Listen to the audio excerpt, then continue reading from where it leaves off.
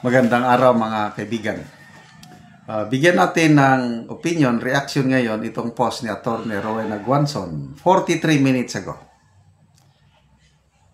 Not really a Taylor. Kim Bunjing is just quiet and unbothered. I remember someone told me to talk to him that he will not forgive me. Hindi pa tatawarin. For criticizing what they are doing because he has a staff whose only job is monitoring my posting on social media. Nako, tinututukan pala ang mga post ni Atty. Guanzon. Ako rin, tinututukan ko ang post ni Atty. Guanzon para lang mag-react, para ma-highlight, magnify. Sila tinututukan para i-counter. Ako, karamihan na post ni Atty. Guanzon, sinasang-ayunan ko. Ang galing niyang mag-analyze eh. Salamat, attorney. Mag-post lang kayo ng mag-post. Maraming naniniwala sa inyo. Lalo na mga DDS. Maraming DDS nagmamahal sa inyo, Atty. Rowena Guanzon. Kahit sabihin nyo kakamping kayo, no problem. Ituloy nyo lang pagiging kakamping. Basta be consistent, anti-Marcos kayo. Palibhasa, sabi niya, brat doesn't want buzzer anymore. Ayaw daw mabas. So, one staff won't do anything else for the whole day but focus on Rowena Guanzon on social media. The other one for Kipi Chu. Alakaw, delikado.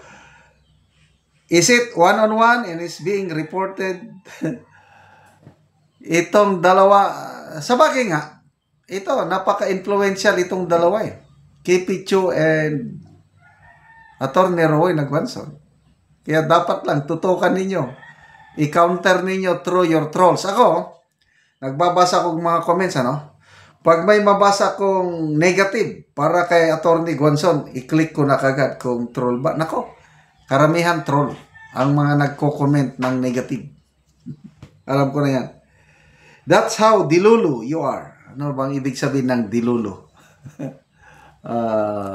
Kawawa, pathetic, o aburido? The one holding a payroll, the guy who is holding relief rackets, and his boss is just in front. Suddenly, he became rich because he didn't have money before, and now he has a lot of properties. Ito ba, dinagdagan niya sa comments. Yabang-yabang nung baklang yun kung makaasta sa mga staff. Sabi ni ay grabe, buti na lang di ko kasali pa pag-monitor ni Tamba. Tapping Law. Ngayon, deployed ang media empire niya para sirain si Marcoleta at Sir Orly. Tama. Talagang demolition job. But you cannot put a good man down. Saludong-saludo ako kay Senator Marcoleta. At of course, bagong hero natin, Master Sergeant Orly Gotesa. June Reyes, sakto. Noong nag-rally September 21, nakapokus rally sa Luneta sa social media. Wala masyado coverage sa mga rally sa Camp Aguinaldo at Davao. Bualat Ginny. For sure, may isa din pong nakadesignate to monitor the postings of one of my idols din po, attorney kay Congressman Kiko Barsaga. Lalo na ito. Kung may pinakamatinding kalaban ngayon ni dating Speaker Martin Romualdez, wala nang iba kundi ito si Congressman Kiko Barsaga. Baka hindi lang iisang staff ang nakatutok dyan. 2 o 3 dahil yung gravity ng kanyang mga birada.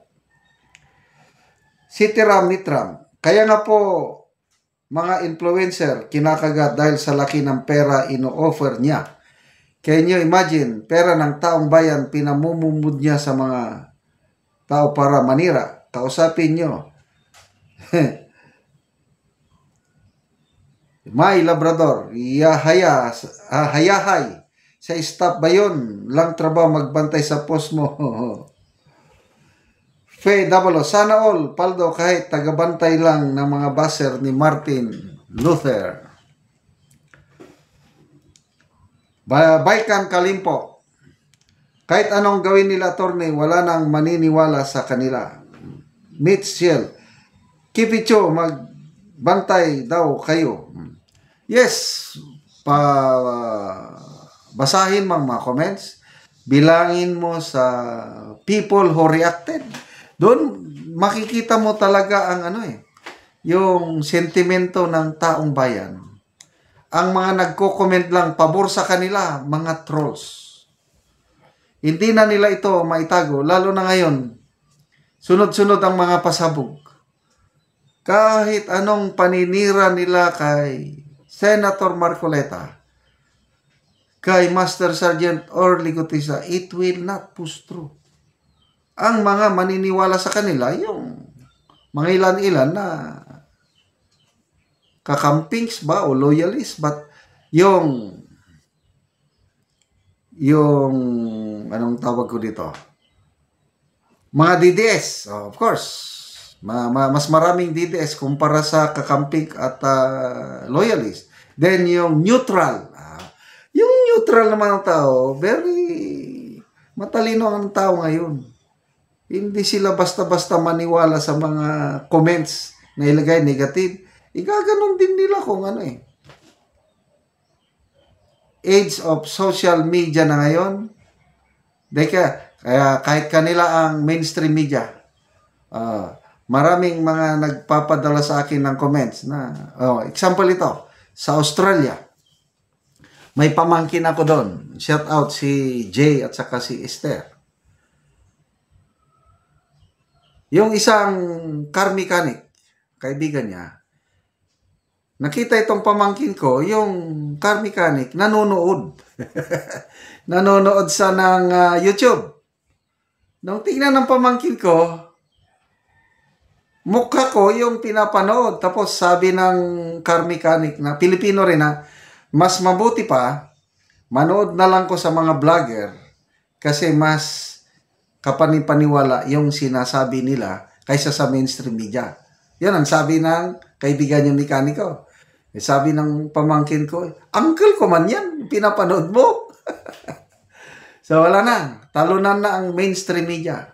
Ang new media ngayon, social media, mga social media influencers, kagaya ni Atty. Guanzon, Kiko Barsaga at Kipicho. Mabuhay po kayo. Salamat mga kaibigan sa inyong pagsubaybay sa ating channel. Nakakatulong kayo ng malaki sa tribong Talandig ng Bukidnon dahil ang sweldo natin sa channel na ito is pantulong natin sa tribo. Namimigay tayo ng livelihood assistance sa kanila, nagpapatanim ng saging lakatan at Arabica coffee. Panoorin nyo ang video na ito. Na anak ko sa area sa kapihan ni Manoy Boy. So magabono siya. So muna ni ang itsura sa kapi ni Manoy nga tulo na kabulan. So dagan gyud og tubo. Maayo gyud og tubo. So kining tanom ni Manoy nga kape, so kuan ni siya 600 ni siya ka punuan. Pag-spray doon.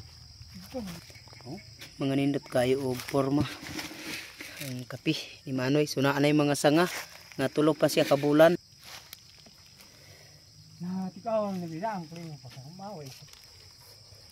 So tulo na siya ka bangag. Kay tulo naman sad kabulan.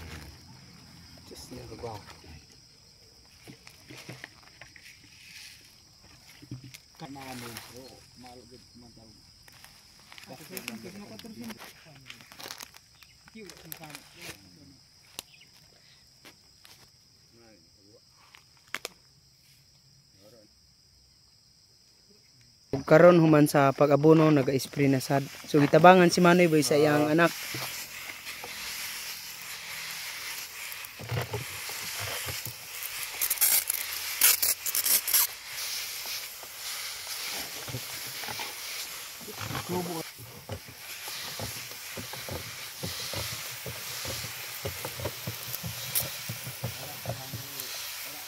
Upat na gid ang iyang sanga oh. Kini among tanom nga kape 14,550 na ni. So 29 mi ka pamilya ang nananom og kape. Patkid kaayo sa Ginoo nga nang nagsuporta sa ang anong among kape. Na maayo na og tubo. Na nangana. Og salamat gyud sa nagsuporta pod sa among kape nga makawas gyud mig kalisod ani og mamungana. Salamat kay Manoy.